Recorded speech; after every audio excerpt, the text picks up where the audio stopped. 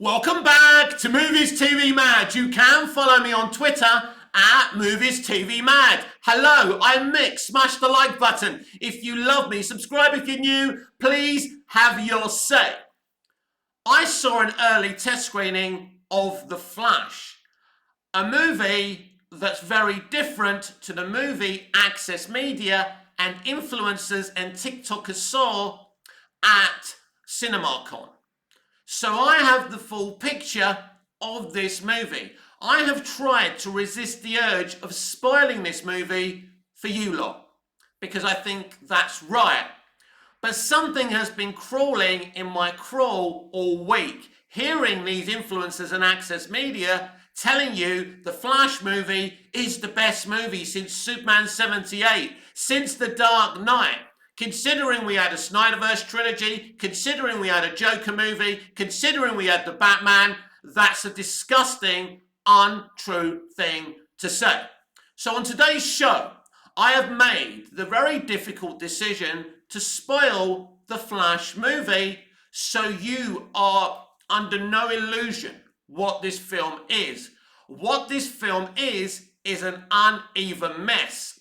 Now, it was a little bit more constructive and made a little bit more sense before James Gunn came along and cut elements out of the ending.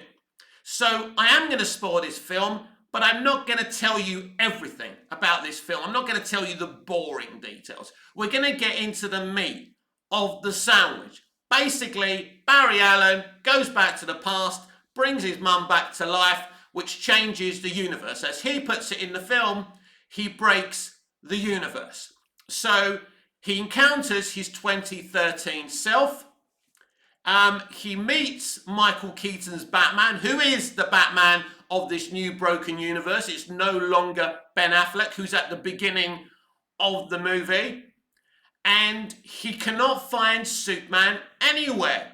So they go to this place where they feel Superman's being held. But in fact, it's Supergirl. Yes, they bait and switch Flashpoint Superman for Flashpoint Supergirl. There's absolutely no point to this, apart from being very, very current day and baiting and switching. So we now have Flashpoint Supergirl in the movie. We have 2013 Barry. We have 2023 Barry. Or when they made it was probably 2020 or 1800 Barry, whatever, right? Two Barry Allens, one Michael Keaton Batman, and one baited and switched Flashpoint Supergirl. Are you getting it? So we're in 2013. It's the Battle of Metropolis yet again. Now there becomes a moment in the desert because they decide not to have the Battle of Metropolis where it originally was with all the people and the collateral damage. They do it in the desert. Now what happens is that Supergirl and Keaton's Batman keep on getting killed. So what 2013 Barry keeps on doing is going back in time, because to cut a long story short, they find a way to give him powers, right? So he's got powers just like our Barry Allen has powers. He can't accept Supergirl and Keaton's Batman dying, so he keeps on using the Speed Force to change it. And every time he does, the same scenario occurs, that Keaton's Batman and Supergirl keep on dying. And he can't accept it. Let's pause there. So our Barry, the 2023 Barry, keeps on telling him to stop. So what happens is ultimately he blames our Barry for the situation. They become enemies, and because he keeps on going through the Speed Force to change the deaths of Batman and Supergirl, he becomes Black Flash. So basically, let's talk about what a story, what's the first element as a writer when you're writing a story. The first element is your theme, is your arc. So for example, The Wizard of Oz has the theme and the arc of a young woman who's unsatisfied with her life. She wakes up after a tornado in this beautiful place called Oz. Her reality is black and white, but this new reality is colourful. It's a fantasy world. Magic exists. She makes friends. It's an amazing world. But she then discovers this world isn't as nice and as kind as she thought. And by the end of the movie, she's desperate to get home. The line she utters at the end of the movie is, "There's no place like home." The theme is not to take for granted where you're from, and the grass is always greener on the other side. That's the theme of that film. The theme of the Flash movie in Jeff Johns' Flashpoint graphic novel is accepting loss and the consequences of what happens when you don't. Barry Allen changes the universe because he wants to save his mum's life. He won't let go. He won't accept her death, and he faces ultimate consequences of changing the universe. That's the theme of the story. Now, the Flash movie's theme is similar in terms of 2013's Barry not accepting the deaths of Batman, Michael Keaton's Batman, and Sasha Calle's Supergirl. So he keeps on trying to change it, and Al Barry tells him it's a fixed point in time. You can't change it, and he won't accept it. And that is the theme of the original movie. So what happens is when Barry does fix the timeline and goes back to his present day, it's a new timeline. But Sasha Calle's Supergirl is there, and Michael Keaton's Batman is part of this new normal. This was Walter Hamada's vision to move away from the Snyderverse and create something new. So you have this fully rounded arc where the villain of the story, who is 2013 Barry, who can't accept the deaths of Supergirl and Keaton's Batman, creates his own nightmare. Now, ultimately, you could say, well, you get this thing where this one version of Barry can't accept these two deaths, so he keeps on going back in time and goes absolutely fucking insane. But then, when we go back to the present timeline, they're alive. Sasha Calle's Supergirl and Michael Keaton's Batman are there, and they're alive. So what was the point of him becoming bad? In the end, the whole thing seems a bit of a waste of time. But at least it's a fully rounded arc. Let me tell you something. Everything you've heard about the Flash movie, all the spoilers, that's it. That's the movie. There's no more surprises. You may see a cameo or two when he's in the Speed Force. You get this big moment where he's in the Speed Force and you see these flash, quick, blink if you miss them, cameos, right? That's it. There's no other surprises. Everything you've heard of the movie is the movie. So that's the original movie. Then when James Gunn took over at DC and formed DC Studios with Peter Safran, who already was the producer of the Flash movie, by the way, he decided to cut Keaton and Calle out of the ending. He decided to cut Affleck out of the post-credit scene when he begs Barry to come and find him because Barry's changed the timeline, so Michael Keaton is Batman now and Ben Affleck isn't. That's the whole setup. But Gunn decided he still wanted to do the whole stepping into a new timeline by using the Flash movie. That's the reason the Flash movie existed in the first place, to use the Flash's Speed Force to change the timeline, leave the Snyderverse and start something new.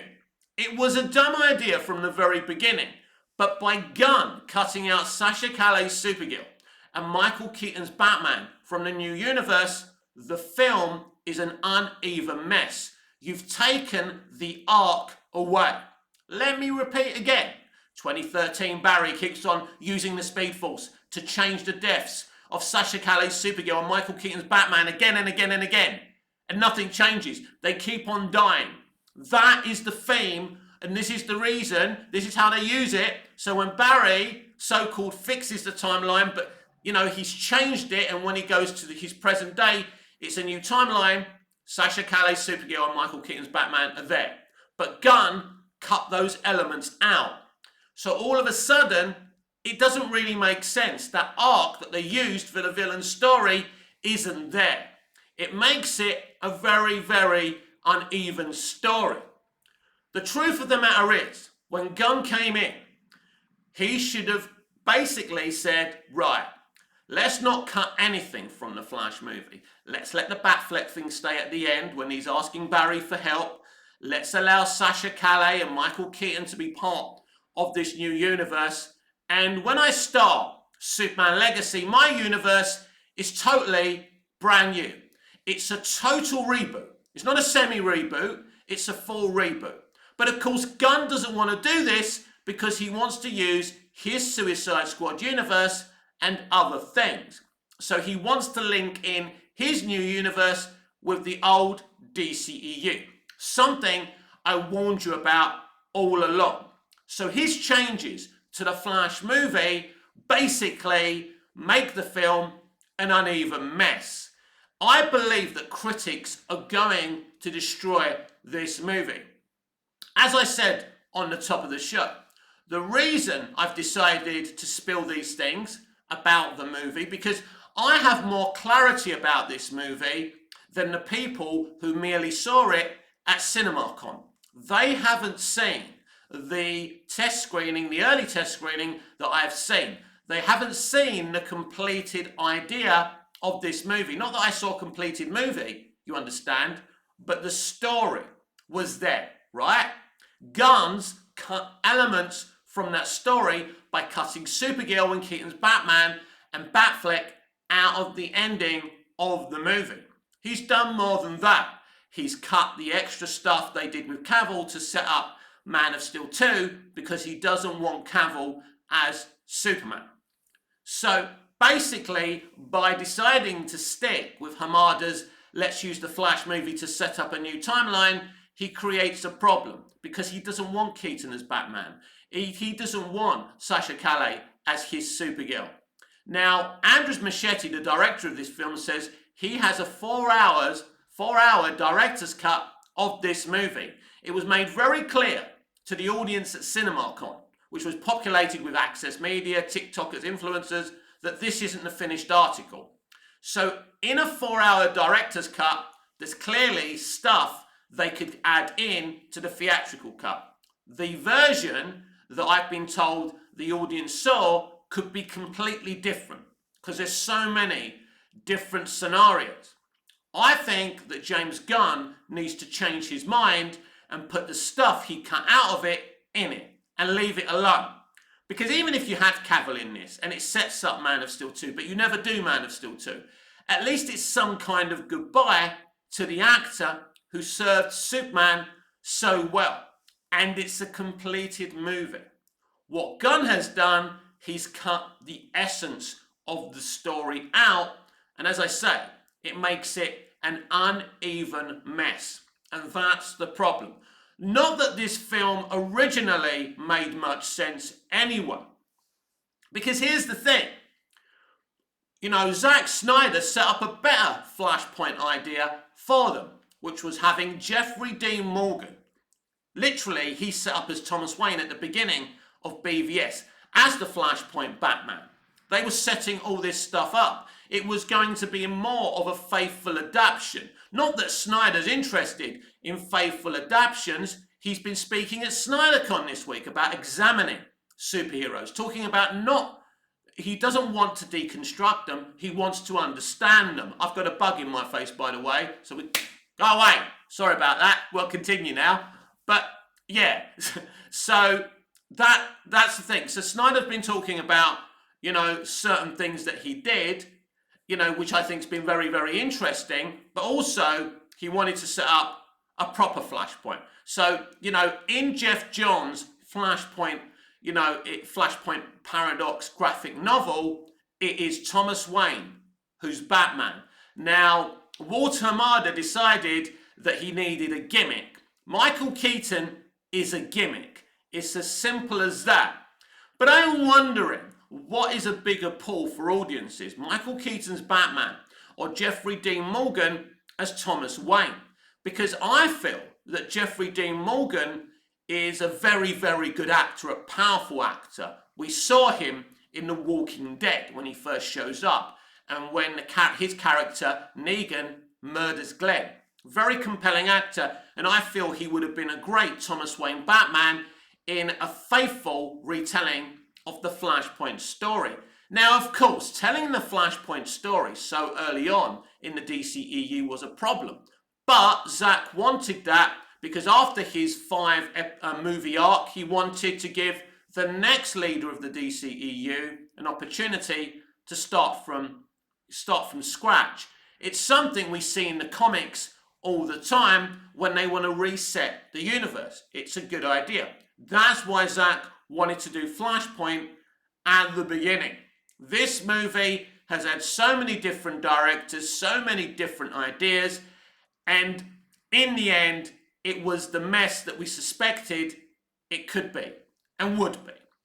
Because the DCEU has lacked integrity for a very long time. Because when you stab a director in the back and use the suicide of that, his daughter's suicide as the reason for that director stepping down, and that's a lie, and that's not the reason he's stepping down, and you bring in another director to recycle his movie, and you lie that director chose said director to recycle his movie, there's a problem in integrity. The lack of integrity since Zack was driven out has been there. And it doesn't really matter if you like the Snyderverse or hate the Snyderverse. So the same people decided to put this Flash movie together just to move away from the Snyderverse. It was always going to be a mess. The question always was how big a mess this was going to be. Now, when I first heard about flashpoints and resetting the timeline and making everything canon, I thought it was an awesome idea, but I thought the Snyderverse would remain canon as part of all of that as well. It's only later on I discovered that they were using the Flash movie to delete the Snyderverse from their canon. If you want to reboot something, you just start again. You don't pick and choose what you keep. Soft rebooting the DCEU isn't the answer. And I'm surprised at someone as smart as Gunn who thinks he's going to get away with it. Cutting Keaton out at the end, cutting Sasha Calle out of the end is a problem. Because as I've said, they are the arc of the entire movie. It's the reason we get Black Flash. That's how Black Flash is born, and his, brewing resentment to our Barry Alley, the 2023 Barry Allen. I don't know where I got Barry Alley from. This is how this villain is born. Yes, the Flash movie have a villain problem. There's no question about that. I suppose it depends what way you look at it and your POV and your point of view if you think that's a villain story. But ultimately, this is why I made the decision to come in and discuss this today. Because I think this movie now is a huge problem. Now, as I said, the movie was a huge problem anyway. They baited and switched Flashpoint Superman. Why aren't you using Flashpoint Superman? Why aren't you using Superman at all in this movie? What is your problem with Superman that you've gender swapped Flashpoint Superman, who didn't have to be played by Henry Cavill, by the way, because in Jeff Johns' graphic novel, it's basically a disheveled, really, thin, unhealthy Superman because he's been kept underground, away from the sun ever since he arrived on Earth. So for me, it's very, I'm sure Sasha Calle is a great actor. And I want to be sitting here and saying, oh, wow, Sasha Calle. And she's very good in the movie. She does her job. What did you do? But exactly, what did you do? What did you do to DC live action? What did you do to our beloved Snyderverse? What did you do when, if you hated the Snyderverse so much and you saw it as a problem and you saw it in something that couldn't continue, you could have done a full reboot. So James Gunn changing the ending of this movie is a huge problem. Who knows what they'll do to this movie by the time it's released? Because that is an interesting question, boys and girls. Because will they leave this movie as it is? So if you're watching this video and you saw the CinemaCon version of this movie, that's a good question. Did you like it? What were your issues with the movie? And do you think they'll make big changes for its main release in June? That's interesting, isn't it? Will they keep it as it is? Or will they change it? I think they should put everything back into this movie. And it goes back to the whole thing, should they have shelved all the 6 movies that we've seen and we're going to see? So we were going to get Batgirl. We were going to get Black Adam. We were going to get Shazam! Fury of the Gods. We were going to get the Flash movie, Blue Beetle and Aquaman and the Lost Kingdom. I believe if they could have got away with it either legally or morally, they would have shelved all 6 movies and got tax write-offs for them. It's clear after the reaction to Batgirl, there was no way they were going to get away with that. Because David Zaslav said he shelved Batgirl because he wanted to protect the DC brand. I feel if that's the case, you should have shelved the other 5 movies as well. So basically, they're using these movies to get their money back because they can't get a tax write-off. So they're standing there on a stage telling you that the Flash movie is the best thing they've ever seen, which is a blatant lie. This is what's led me to do this video, to tell you about certain things about this movie.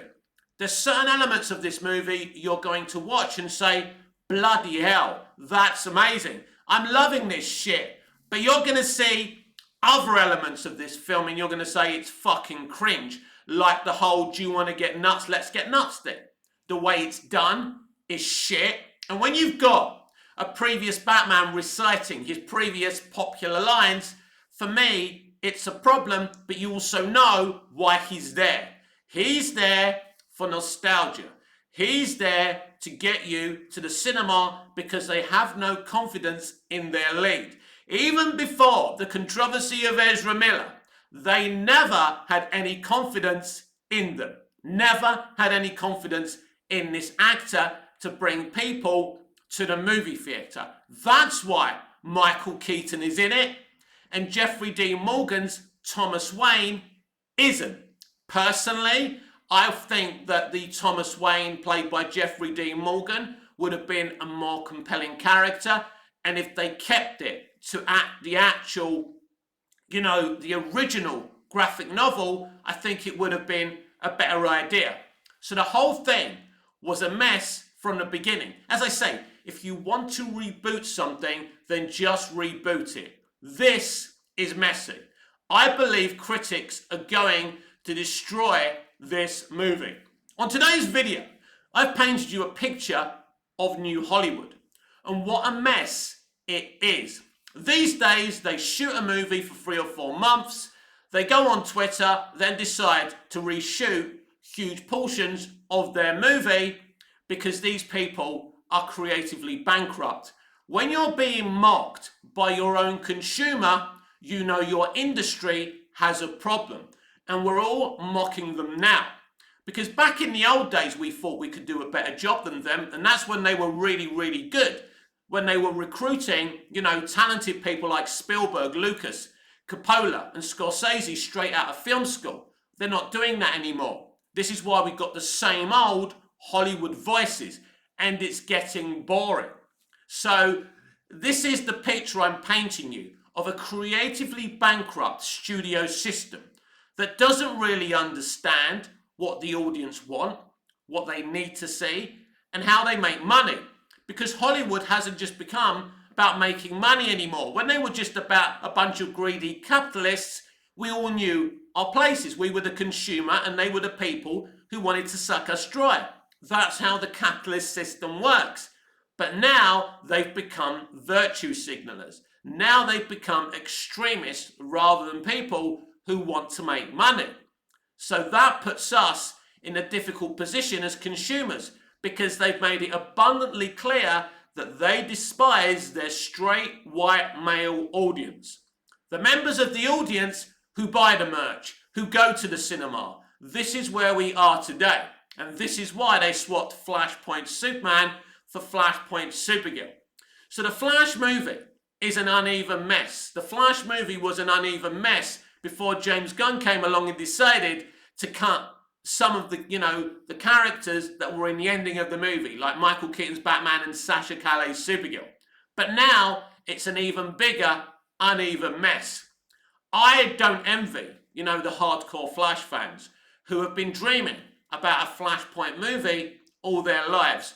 You're going to have to go and see the movie if that's what you decide to do and judge it for yourselves. We've had 5 back-to-back DC movies fail at the global box office. There's a reason for that. And we go through the same exercise every time.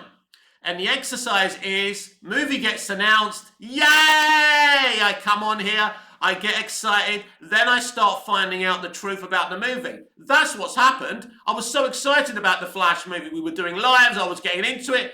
Do you remember, Mick, why have you changed? Why have you changed your stance? Why do you fucking think? I was forced to come and do this video because of the lies that have been spoken to you all week, that this movie is the best fucking film ever made. Better than Superman 78, ha! Better than Batman 89, ha! Better than Batman 92, ha! Better than The Dark Knight, ha! Fuck you. That's an insult to me and my generation of consumers. People say, oh, it's so great to see Keaton's Batman again. And he's so much better now. He's doing more things. He's not. He's an 80-year-old geezer. They're using stunt doubles and CGI. If you love that Batman so much, why can't you just rewatch his movies? Why do you need to see an 80-year-old Batman in it in the first place? You're falling for their gimmick. What's going to be interesting here is how many people actually come in to see this film. And will their decision to use Keaton as nostalgia actually work? So there were a lot of problematic decisions going here in the first place. Treading in Man of Steel, that's something I haven't even mentioned. And the star of that film has been deleted from this movie. Why do they hate Henry Cavill so much? Is it because they're racist and they hate him because he's a British actor? Is it because he's an intelligent young guy who says, hang on a minute, what you're doing here is a load of fucking crap and you should be listening to your fans? That's the problem he's had on The Witcher. That's why he left, or they removed him. That's why they removed him as Superman, because he was basically, they don't like actors having an opinion. And that's the problem.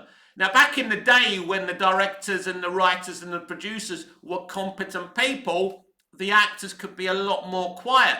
And it was easy to quieten down an actor. Oh, I don't like the way my character's going. Listen, Michael Douglas, this is what happens. You're going to shag Sharon Stone in this movie. She's going to open her legs during the interview. It's fine. Shut the fuck up, right? Because they knew what they were doing back then. But now, they don't have any idea, because these are not storytellers. These are extremist politicians. That's why they're boring on Twitter about politics all day. I've complimented James Gunn as a clever guy. He is, because if he wasn't a clever guy, he wouldn't have been able to make the Guardians of the Galaxy trilogy that he has. I was saying yesterday, I'm quite excited after seeing Guardians Volume 3 about what he can give us. That hasn't changed my mind, but this film, the Flash movie, is an uneven mess. An uneven mess means there are some good things in it, but there's a lot more bad things. And when you put it together, it isn't a very good film at the end of the day. Let me repeat it for the people at the back. This is an uneven mess. This film doesn't work. It's not the best film ever. It doesn't matter. It does not matter what you're writing in the comments. I know. You don't. I know what makes a good story and what makes a bad story. And this has been a problem ever since they removed Snyder. From the moment they removed Snyder, they should have rebooted the whole universe, a proper, fresh reboot. As soon as Batman vs. Superman left movie theaters, basically the studio and Zack have had creative differences, which they fucking well did. We're starting again. We're bringing in Joss Whedon and Jeff Johns to run this universe, and they're going to start from scratch. Maybe with a Justice League movie, whatever. They're going to start again. Maybe from Joss Whedon's Batgirl movie. They could have started from there. Who cares what movie they started from? But they didn't do that. They wanted to recycle and be lazy. And they're still recycling. And they're still being lazy. And that's the problem. Meanwhile, Snyder is doing very well over on Netflix, still talking about his DC movies that a lot more people appreciate than the shit that Hamada put together ever since he came in. They're the facts. I love the fact that Snyder's saying things like, I don't understand why people keep on trying to delete Hans Zimmer's Superman theme in Man of Steel and putting John Williams' theme over it. These are things that Snyder's never said before. He said that with the Film Junkie when they were watching Man of Steel in this Q&A thing they're doing. SnyderCon. Full circle. He said it. So I was worried that Snyder might start talking about moving on, but it don't look like he's moved on at all. In fact, he's talking a lot more deeper about the issues people had with him. That he wasn't trying to deconstruct these characters. He was actually trying to understand these characters and tell a story and do his own versions of these characters. I understand if you don't like what Snyder does. That's totally fine. That's not the validity. The validity is that Snyder makes his own movies. He has a plan. And he's not toxic. But I think I like now, in this SnyderCon, how honest he's being. The Flash movie is an uneven mess because they still haven't understood the situation that they were in. You had creative differences with a director you shouldn't have brought on board to run a mainstream universe. You start again. You move on. But they're still being lazy. Using the Flash movie still to bring a new timeline in. We'll see what Gunn and Safran do. But in terms of this movie, critics are going to hate it. These are the facts you have to accept. This is not the bestest movie ever. This is where we are. This always happens with DCEU movies, mostly. We get the hype, we get excited, then Access Media tear it to pieces. Now, the reactions have been very positive, but I don't trust those reactions. And I've heard enough from people at CinemaCon who are talking about the second act to know that critics are going to tear this movie apart.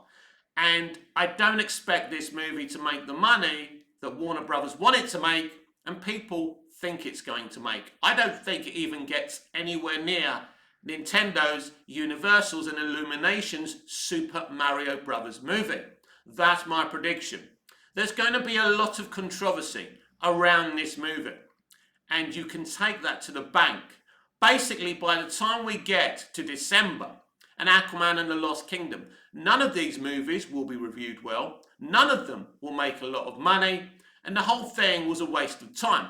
But I suppose Warner Brothers get the money back they invested, which makes the whole thing a waste of time because they shouldn't have invested money in these movies. They should have taken the hint after Batman vs Superman and said, right, creative problems with the director, we start from scratch. We made a decision, it didn't work, we move along south, right? We move further along south. We get over it. You know, staying up north didn't work out for us, so we go south. That's what you do in life, but not these people. Make no mistake, the Flash movie has exactly the same motivation as Justice League, to recycle something that didn't work for everyone.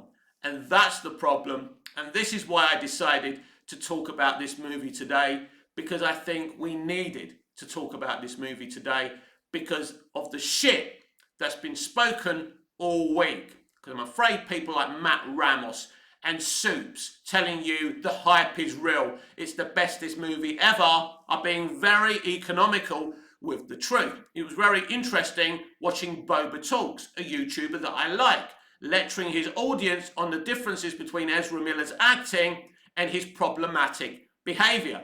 Let's talk about Ezra Miller's problematic behavior.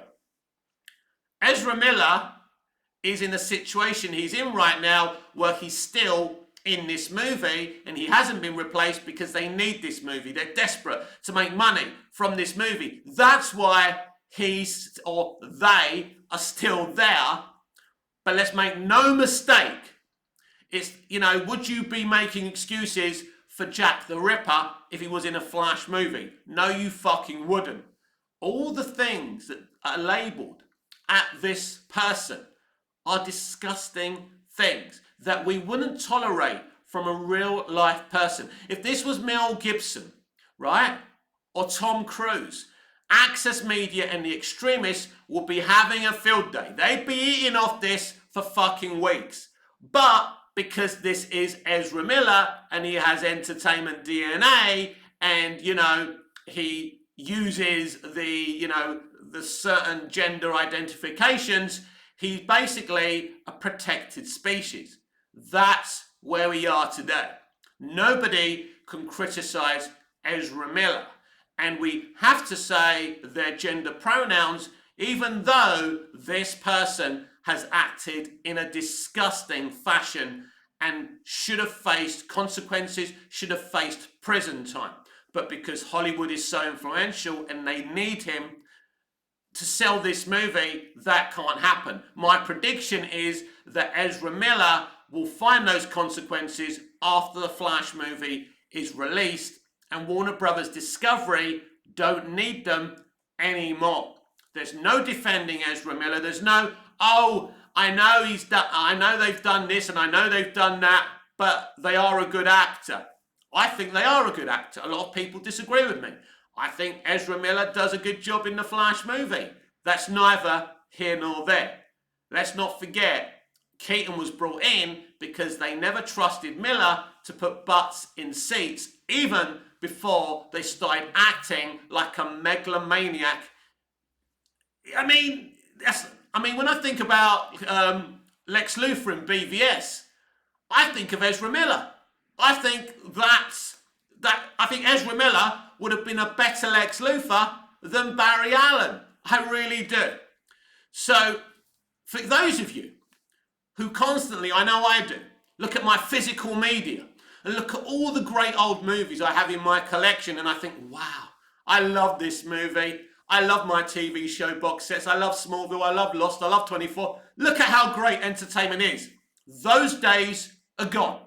We are never going back to those days where they cared about what they were giving you. That there was a good relationship between consumer, producers, writers and actors. They respected us because they needed us, and we respected them because we needed them. Those days are gone. We are no longer in the entertainment business. We are in the business of creative bankruptcy and the message. And we're never going back to the good old days. This has been Sunday's edition of the DC Universe Daily with me, Mick, your host with the most. Just ask your girlfriends and your wife, please smash the like button if you love me. Subscribe if you're new. Please have your say. And I will see you on Monday's edition of the DC Universe Daily. Until then, goodbye. Au revoir. Auf Wiedersehen.